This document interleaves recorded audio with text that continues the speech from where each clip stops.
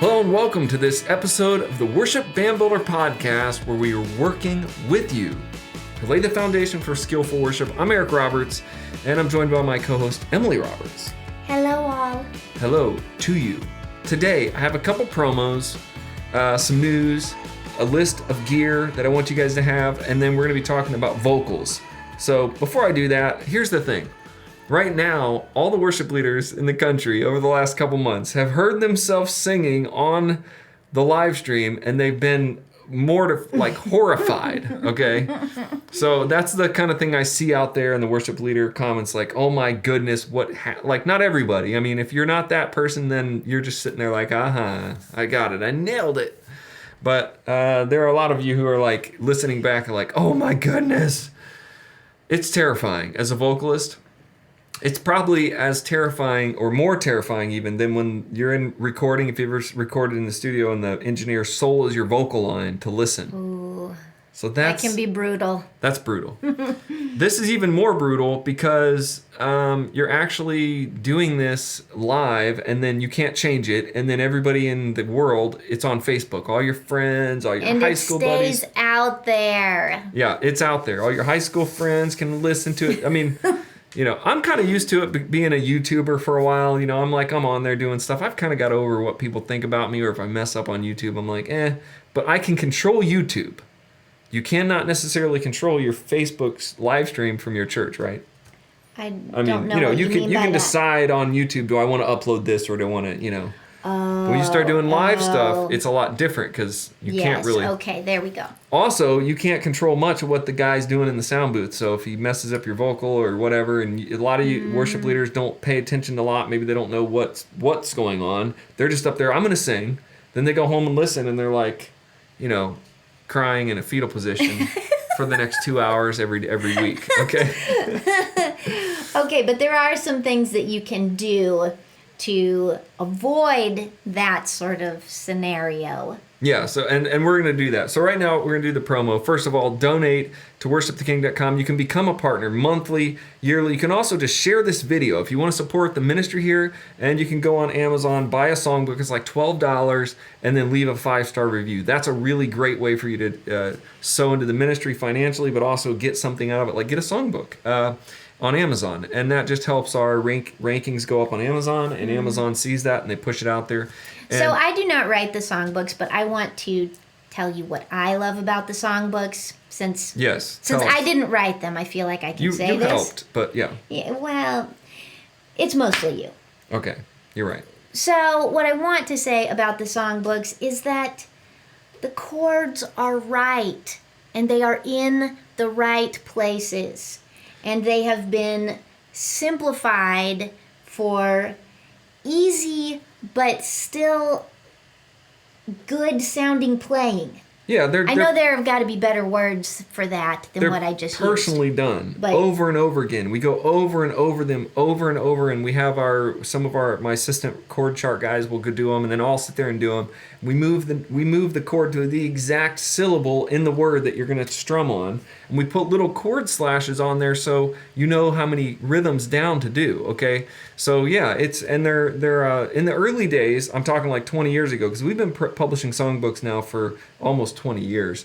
There might have been some errors in there, but we've always kind of prided our songbooks on these are easy and they're accurate. Because if you go on there and you type on Google and you get the free charts, some here and there, they can be a disaster. Chords are not even right, and then beginners are like, well, I don't know what's going on. I'm like, well, you're playing a totally wrong chord. So thank you for saying that. That's what we worked on. Now, there are a lot of resources in this modern day where publishers of the actual songs, the singers of the songs, are putting out their own chord charts. So it's getting better. But our songbooks are also good because you can throw them in your book bag, and if you show up and they say, you need to lead worship, you can just grab it and be like, no problem. I got 3 songs I can do. Or the guitar case, maybe. Or the guitar case, yeah. Probably not your back pocket. They're not pocket size. No. So that's good. So get a songbook. The big news is coming up, okay? Worship Leader Foundations is coming October, November. I'm going to be putting links out in the next week through email, so don't worry, you'll get them. October, November 2020 is going to be 9 weeks of live webinars, live sessions, exclusive webinars, podcast, all based on The idea that you are going to try to lead a successful, thriving worship ministry, even if you just got thrown the keys to the church and they said, you're the worship leader, these are serious things. These are things for real serious dudes and dudettes. Okay. And they're also things for like really beginners. Like, what do I do? If you follow these, that's what Foundations has always been about. If you follow these really foundational things, then you don't get into trouble, because and we're going to talk about this in the vocal session today. So check that out in the links, and just be aware, if you're not on our email list, join Worship the King free and you'll be on our list. And the last list today, we're going to be talking about vocals. I have a page now on the website, worshipbandbuilder.com/gear.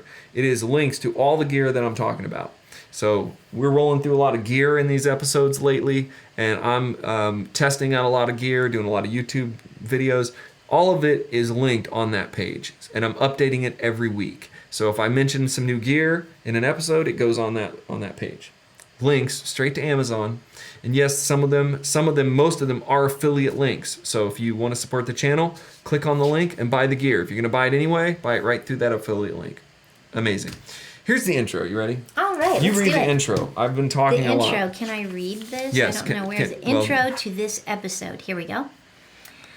Everyone wants to sound amazing on the stage and now on the live stream.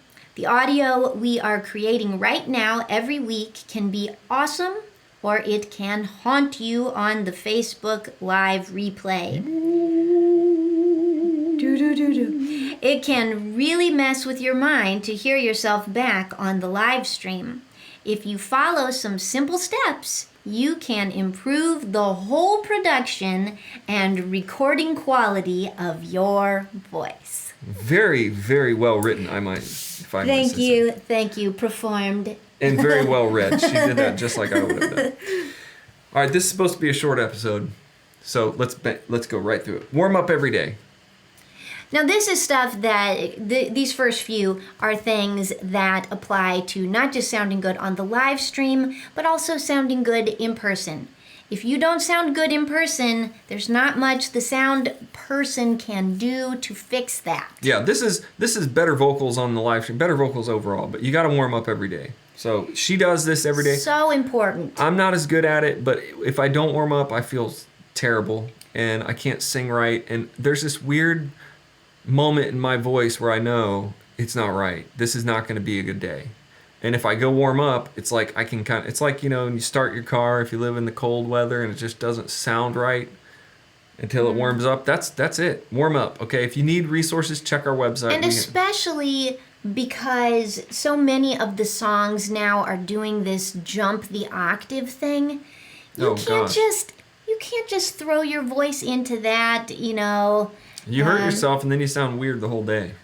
Well, and you have performed that and recorded it, and your congregation is hearing that. Yeah, that's the real point. Everybody hears all this. So that's number one. Number two, we're going to go through these. Pick the key that you can easily sing in the morning.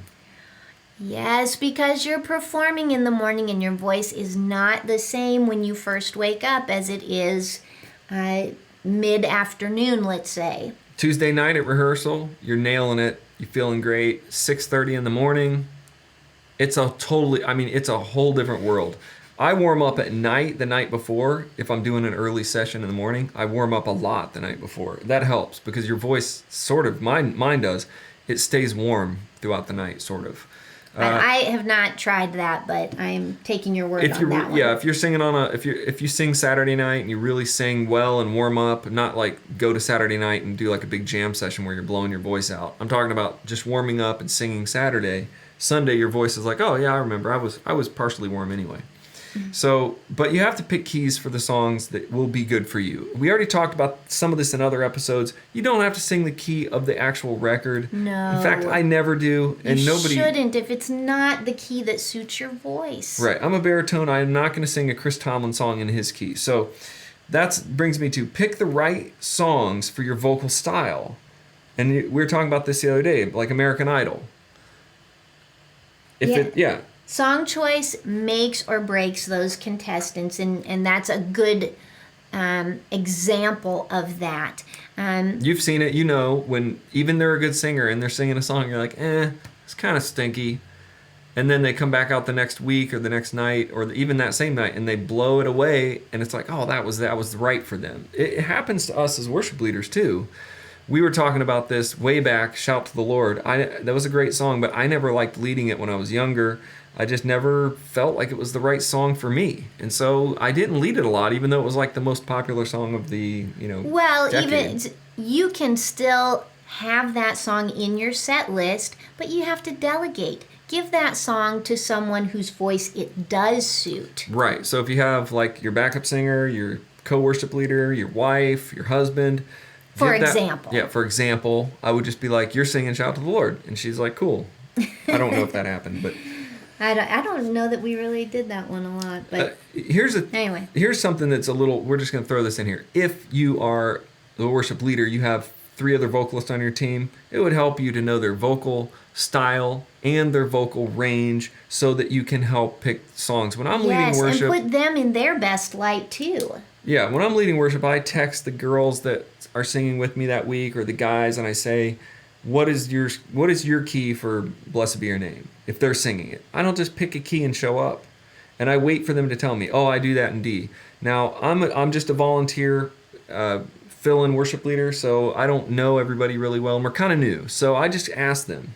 If you know, and if you're a staff worship leader or you're the main worship leader, I would just put up a thing and say, we're going to get together, you're going to write down your keys for these songs, that way your planning would be expedited. But in general, look, you just need to know. They need to know it's their choice too. It's their choice. I'm the worship leader, but it is her choice if she's going to lead it, what key it is in. And I know not everybody's like that, but that should be that's more for the worship leader foundations. We're going to get deep into these issues in that foundations. Pick a microphone. This is another one that works for your voice. Okay? Now, Emily's not a big audio microphone person. She would probably most of her life just show up and grab the mic that they hand her. But this is getting more serious, okay? This is live now on Facebook. This makes a difference, and we worked with our worship leader for a couple months before I found the mic. I'm like, this is the mic. I pulled it out. It was always good for me. So I didn't think it would be great for him because he's a tenor, but we used it and was like, dude, that's awesome. And it just felt right. Now he's got a different mic. He's got now the Shure SM7B I saw on the live stream last week. That's a great mic. So I'm going to go through a couple of these mics. First of all, I want to say, first of all, that while I don't know a lot about gear, I do know when I sound good through a microphone.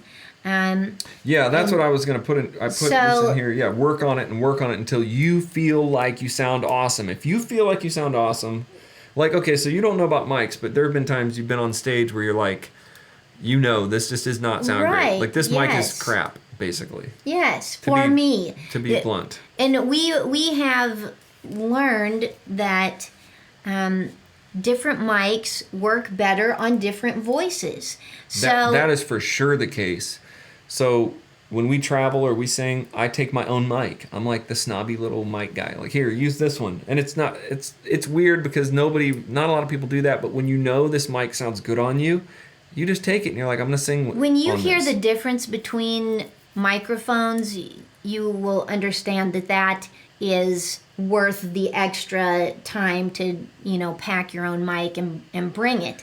Plus, it's extremely gross to sing into a microphone. It is, a little yucky. In my younger days, I don't think I ever paid any attention to that. Now, I am like super grossed out. If you're like, here, lead worship, here's the mic, and they just take it from the pastor and give it to you. I'm all over that mic, Yeah. I'm like, so, like brushing your teeth with somebody else's toothbrush. Yeah, so I'll go through. I don't do that. Okay, either. it may not be that bad. It's bad, especially when they stink and stuff. You're supposed to wash those mics out, by the way. You can take the things out.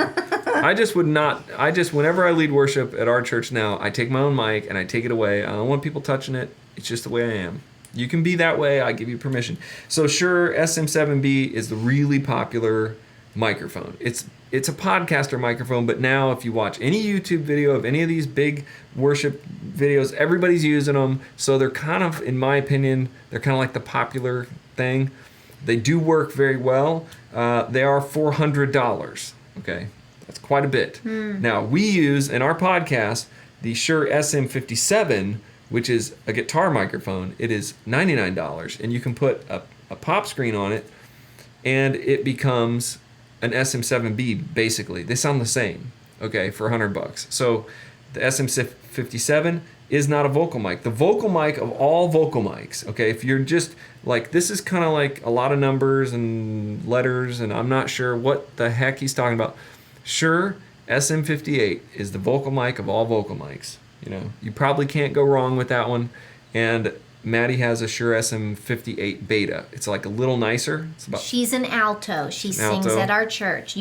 If you are involved with our Bible study, you saw her a couple of weeks ago, and you heard her lovely voice singing with us. So I asked one of the guys when we were trying to fix Robbie's mic months ago in the live stream, like, what mic should we use? And I'm pulling different mics out of my arsenal of mics, and you know, we found one, but he said, just 58, dude. That's the one. That's going to be the one. And he's right. If you use a 58 on pretty much anybody, you know, Jim Gaffigan, all the comedians I've been watching recently, I've noticed they have 58s. They're just using 58. So it's very, very good, but not necessarily the best mic for everybody. I go a little bit, mine's the Heil P35. So all these are on the list, okay? But Eric is a baritone. Robbie is a tenor.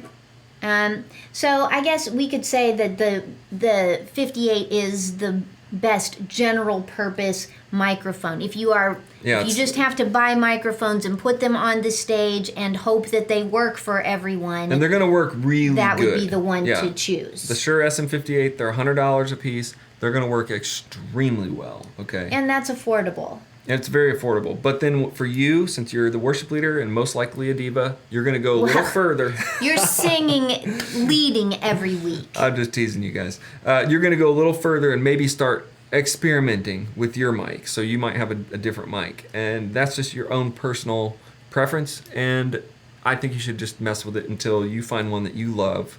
And then it's really important for the live stream. But all the ones you're recommending are on your list. Yep. And then the using a pop filter. So this is probably the worst part about when we started our live stream 5 months ago.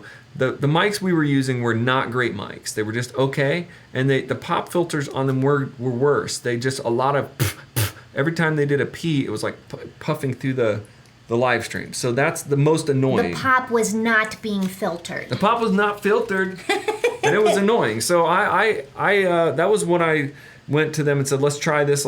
I got these goofy little pop filters for when we weren't live, when we were just doing live feeds. We weren't doing people, and they were like little people? Well, you know, when people weren't in the audience, there was a time during the shutdown when it was just like a studio. We were recording our music in the... You're talking about a church. Yeah, I'm talking about a church. I thought we were still talking about the podcast. You are talking about our...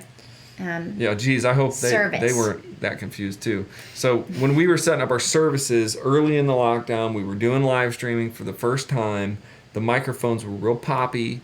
So I got some like real studio microphone pop filters, and they worked, but they looked goofy. They wouldn't work for like when you have an audience out there. They just were right in front of their face and stuff. But you can use... Bulbous. Yeah, they were bulbous. It's a good word to use in a podcast. So this is... I'm not going to show you any today. I have a bunch of videos on YouTube where I show you all the mics and the pop filters. Check them out. But you can just use any kind of pop filter over the mic. And some mics, like the SM7B, have a big old pop filter on them. But they look cool. They're the coolest you can look with a big old giant pop filter. Okay? Last, I'm going to do one more thing. So you get a mic that sounds good on your voice. You make sure it's got good pop filter, or it's not getting what they call plosives, not getting all those P's like popping through. B's, T's. B's and T's, T's. Everything just sounds real puffy. You know what that. So then we're going to talk about effects. Use effects.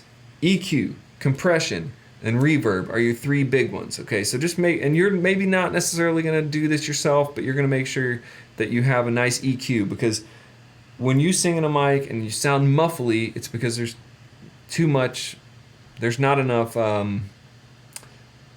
high end, there's too much low end. It's muffly. You know, it's like you can just basically be like, that's muffly. It sounds muffly, I sound muddy. And when you do that, then it's bad. All you got to do is EQ it. So that's first, EQ. Compression is good. It's a little more advanced, but it will even out your voice. On the live stream, it's very important. And then reverb is extreme. On the live stream is the only thing. If you had to pick one, just pick, even if you have a junky mic, put a bunch of reverb on it, because then you sound like you're in a big room and it sounds good. So if you listen to a live stream mix and you are listening to it and it sounds really dry and just like terrible, it's most likely that you have a dry mix, which means there's no verb on it. Okay, so use verb, use a room mic, and if this stuff is something you're really interested in, if you're listening to this podcast and you're thinking, yeah, I want to do this, you can join Audio Foundations. I teach everything about this: EQ, compression, reverb, room mics, mixing, editing, doing your live stream mix. I'm showing you what we're doing on our mix. I'm going back through weeks where we've mixed, and I'm critiquing our mixes, my own mixes that I was doing on live stream. I'm critiquing them for you and showing you how it's getting better every week. And that is it. Spend time on your vocal sound. Spend time on the whole picture until you sound awesome. Now that sounds weird, but... Well, until you sound your best. Until you sound awesome and feel comfortable. If every week you're listening and like, it's a little muffly. Okay, let's EQ it. You listen to it again, you're like, oh, I sound like it's really raw and dry. It doesn't sounds dead. Doesn't have any life. Get some reverb in there, change mics. If you hear a bunch of poppy noises, change the mic or put a pop filter on it. These are things that are going to take time. And unfortunately, since we went into COVID and lockdown and everybody started live streaming with almost no experience, these things will work themselves out over the course of several months or several weeks, however obsessed you are. But no matter what, it takes time to keep running that live stream and keep listening back and going, oh my goodness, I need to warm up. Oh my goodness, that song sounds terrible. Why did I sing that song in that key? Why was I singing so high that week? Adjust until you feel comfortable. So listen critically and constantly make changes. Adjust according to what you're hearing. Absolutely. Adjust, change, listen. If you're not listening to your live stream, then shame on you. You have to be listening. Go back and listen to your live stream. It's your performance which you made everybody in your congregation listen to. So I feel like you should be listening to it too and going, yeah, that sounds kind of weird. What's wrong with that? That's critical listening, and be your biggest critic, because you don't want them going, well, this guy doesn't know how to do anything. He doesn't sound good. Or what's wrong with the live stream? It doesn't work. Or they sound funny. I mean, this is the best moment in history for the church, because in terms of getting better audio-wise, because you have to record yourself and put it out there every week. We've been forced into a position of... Yeah, and I know it hurts. I know it's hard, but it's got to be a challenge for you to get a hold of. You can get there, is what I'm saying. You can get there. It might take you a couple more weeks, but every single week you get a little better. And having us here, Emily, myself, Worship Band Builder, all the YouTube videos, having YouTube. I mean, when I was a kid, when I was young, we didn't have YouTube. We didn't have this stuff like to just go on there and how do you EQ a mic? I mean, what's the best vocal mic for vocals? You type in some stuff and stay up all night and just watch YouTube videos. That's some good advice. Yeah, right? every morning you wake up and you're a little bit smarter and you're a little bit closer to the excellence that you're trying to get to. And I would like to just make sure I invite you to join me in October, November for Worship Leader Foundations. It's not going to be all this techie stuff, but it's going to be a lot of really great stuff for you to really grow. And also, you can also join Worship the King, Worship Band Builder Foundations for audio right now. And it can get you a little bit closer down the road. Any last words, Emily? I think that covers it for today. Yeah, that is it for today. We will see you on the next episode.